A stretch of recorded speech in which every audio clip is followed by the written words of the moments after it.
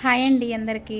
నేను ఇప్పుడు మీకు పానీపూరి తయారు చేసే వాళ్ళని చూపిస్తా. వాళ్ళ ఫ్యామిలీ వరకే వాళ్ళు ఎండలో ప్రతిరోజు కూడా ఇట్లా ఎండలో బయట కట్టెలు పొయ్యి పెట్టి పానీపూరీలన్నీ కాల్చుకొని ఆ డబ్బా నిండా నింపుకొని ఈవినింగ్ వెళ్ళి చల్లబడ్డాక కాలనీలలోకి వెళ్ళి అమ్ముకుంటారనమాట. నేను వాళ్ళని మీకు బ్యాక్ కెమెరా పెట్టి చూపిస్తా. ఇప్పుడు ఇదిగో చూడండి, ఎండలో బండి పెట్టుకొని అక్కడ కింద కట్టెలు పొయ్యి పెట్టుకొని వాళ్ళ బాబు అందిస్తుంటే అతను కాల్చుతుండు.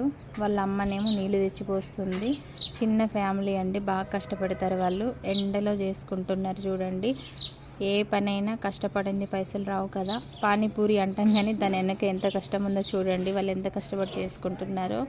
ప్రతిరోజు కూడా ఎండలో ఇట్లా చేసుకొని సాయంత్రం చల్లబడ్డాక తీసుకెళ్తారనమాట వాళ్ళు.